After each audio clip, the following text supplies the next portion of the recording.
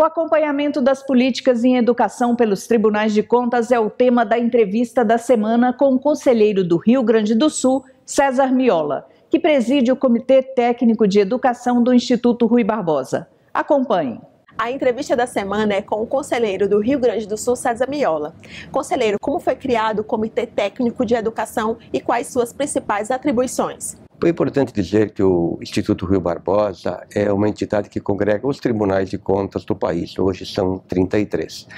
E essa instituição tem como objetivo apoiar, fomentar, auxiliar os tribunais de contas brasileiros com estudos, projetos, para que eles melhor possam desempenhar a sua missão constitucional de fiscalizar a administração pública. E o Comitê Técnico da Educação se coloca nesse contexto, ou seja, é um grupo de membros e servidores que estão então atuando já há algum tempo exatamente na ajuda aos TCs brasileiros, na formulação, realizando trabalhos, pesquisas, prospectando informações para que todo esse conjunto de elementos possa ser colocado aos tribunais de contas no aperfeiçoamento da sua atuação no controle externo. Eu diria assim que nos últimos tempos o foco central do trabalho do comitê é o Plano Nacional de Educação e também, claro, os planos estaduais, o distrital e o dos municípios. Nós vemos no plano ou nos planos de educação o eixo condutor da política pública da educação, junto com outras normativas, eu citaria aqui a Lei de Diretrizes e Bases da Educação. Então é a partir das metas e estratégias do Plano Nacional de Educação que nós temos, no âmbito do Comitê da Educação do IRB, formulado os nossos trabalhos, aperfeiçoando a atuação do controle externo, mas também dialogando muito com a sociedade. A Constituição prevê que o dever para com a educação envolve a atuação do poder público, da família e da sociedade. E na convicção que temos, não apenas em relação à educação, mas também quanto a outras políticas públicas de que a sociedade precisa participar, então nós temos procurado interagir, por exemplo, com os conselhos de educação, capacitando, oferecendo subsídios a esses atores importantes no processo educacional, dialogando com a universidade, com entidades associativas, com fontes de pesquisa. Temos vários projetos em andamento, inclusive um deles voltado a identificar as chamadas boas práticas no ensino fundamental, que está em andamento, e com a participação de todos os tribunais de contas do país que fiscalizam a política pública da educação, no caso no ensino fundamental. Então é um leque bem aberto, plural, eu diria, de trabalho voltado para a concretização do direito fundamental à educação. Uma das ações do Comitê Técnico de Educação é o projeto TC Educa. Como é que esse projeto funciona? Ele é uma ferramenta, na verdade, eletrônica, desenvolvida numa parceria entre os tribunais de contas dos estados de Minas Gerais e do Rio Grande do Sul, colocado à disposição, esse projeto,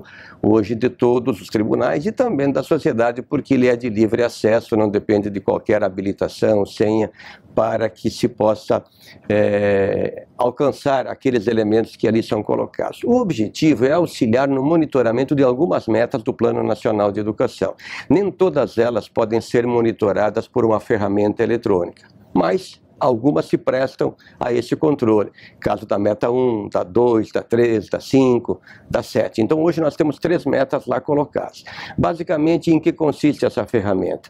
Ela é alimentada com dados do censo escolar, que é realizado a cada ano, e também se faz o cotejo com o respectivo referencial. Então, o que é que essa ferramenta permite colocar ao agente do controle externo, ao gestor, ao cidadão?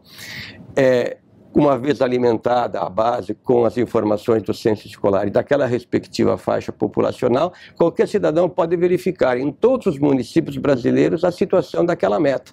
Então é possível, por exemplo, no estado do Ceará, verificar-se quais os municípios que já cumpriram a meta 1 em relação à universalização do atendimento na pré-escola.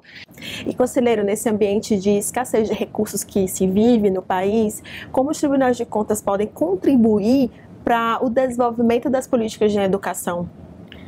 Bem, em situação de escassez, nós costumamos dizer que as prioridades precisam ser muito bem definidas, estabelecidas, Os recursos precisam ser sempre, evidentemente, bem administrados, mas mais ainda nesses ambientes de adversidade. No caso da educação, eu gosto de repetir que a prioridade está ditada pela própria Constituição. No artigo 227 se coloca a criança, o jovem e o adolescente como absoluta prioridade.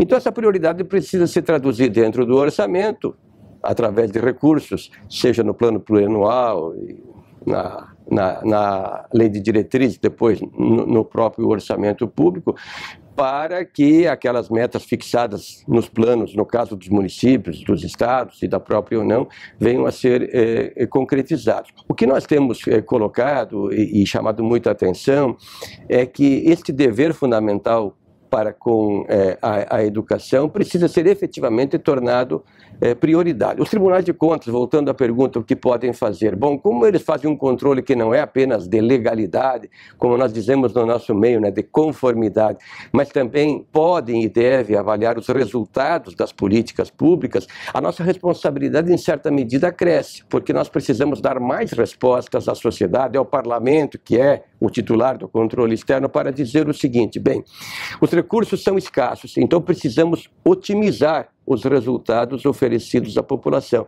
E nesse ponto, nós, nos tribunais de contas, temos mecanismos, precisamos trabalhar com metas, com indicadores, evidentemente, para avaliar se aquele recurso dito escasso está rendendo o máximo possível. Conselheiro César, muito obrigada pela entrevista. Obrigado, foi um prazer. No próximo bloco do Acontece TV, fique por dentro dos destaques da semana no TCE Ceará. Veja também ações do TCE Edu que já capacitaram mais de 17 mil pessoas este ano no interior do estado. Até já!